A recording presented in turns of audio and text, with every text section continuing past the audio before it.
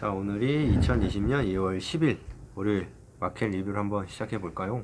네, 지난주 리뷰 말씀드리겠습니다. 지난주 주 초반에는 신종 코로나 바이러스 관련 치료제 개발 소식과 중국의 부양책 발표로 위험자산 선호 분위기가 형성되었습니다. 하지만 시장의 우려는 주 후반으로 갈수록 우려가 해소되지 않으면서 조정을 받는 모습을 보였습니다. 그러므로 전반적으로 주식시장은 상승하고 채권 가격은 하락하는 모습을 보였으며 커머디티도 변동성이 매우 컸던 주간으로 요약할 수 있습니다. 한국 시장 말씀드리겠습니다.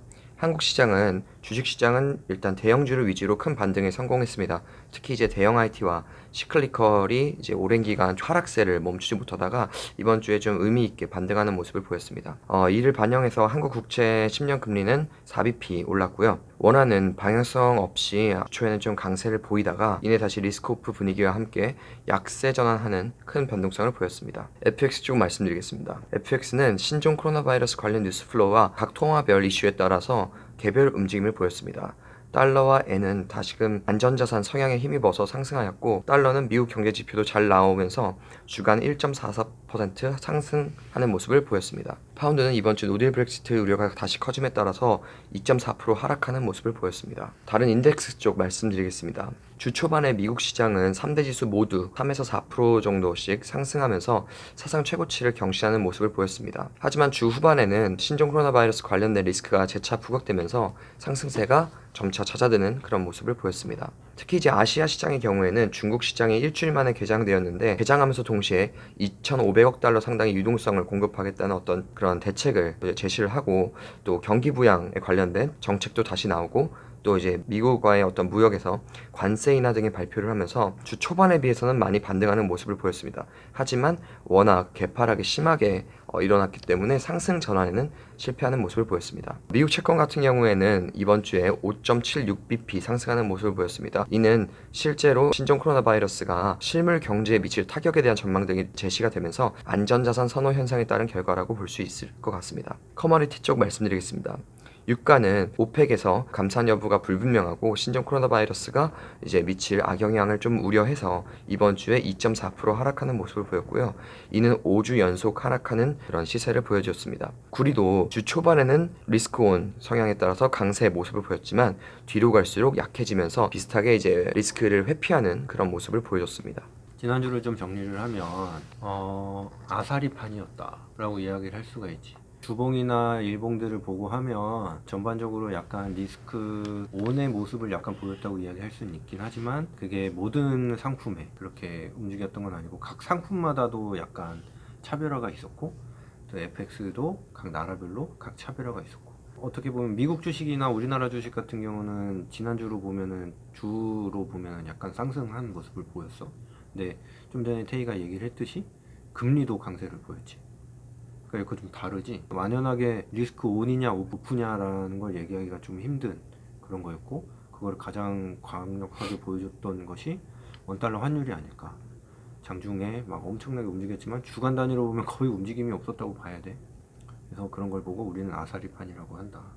하지만 그래도 우리는 대형 IT 위주의 매수를 어느 정도 이야기를 했었고, 그런 부분에 있어서, 그리고 주목해야 되는 거로도 우리가 그때 뭐 굴이나 이런 걸 얘기를 했었는데, 뭐 그런 걸로 보면은 어느 정도는 그래도 지난주 예측이 아주 그렇게 잘못되진 않았다.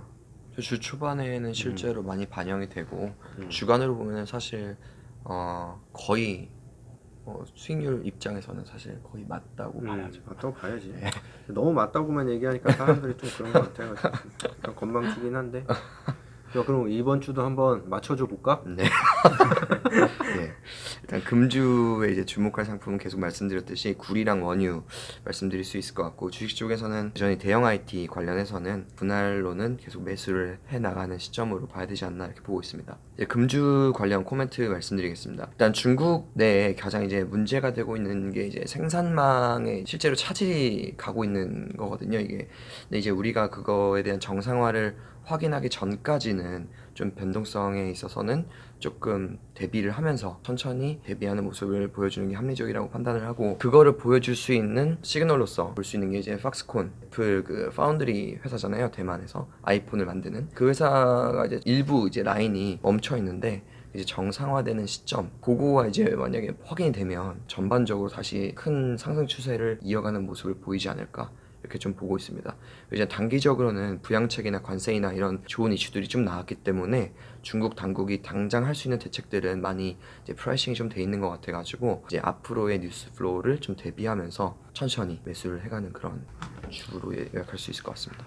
결국엔 그거야. 우리가 실질적으로 눈앞에서 뭔가가 벌어지고 있다는 거를. 왜 지난주에 주식시장의 반등이나 이런 거 같은 경우는 약간의 기대감을 통해서 반등이 일어났다고 보여야 되는 거고, 실질적으로는 우리가 눈앞에서 손으로 쥔 거는 없잖아, 결과물을.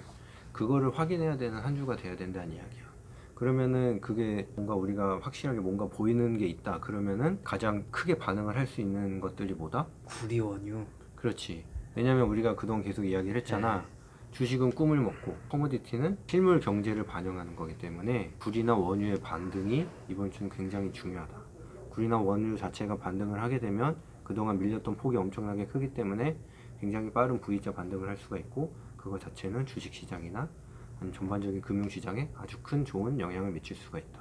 그렇기 때문에 구리나 원유 같은 게 어느 정도 반등하는 모습 보인다 그러면 주식 인덱스나 FX나 채권한테 다 크게 영향을 미칠 수가 있는 한 주가 될 거야.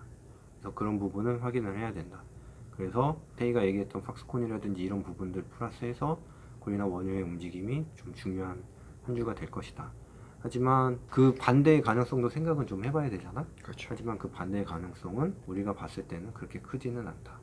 그렇기 때문에 알찬 주식을 위주로 매수를 고려해봐야 되는 그런 한 주가 또 되지 않을까 그런 생각을 좀 해.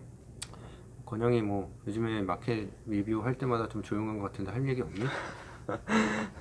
전 뭐 삼성전자 잘 샀잖아. 예? 아, 완전 삼성전자- 타이밍. 네. 월요일에 딱 삼성전자 정말 샀지. 잘 샀지.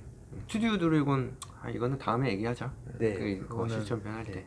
그럼 오늘도 빡세게 하루를 시작했으니 일주일을 잘 버텨보자고. 네. 그만.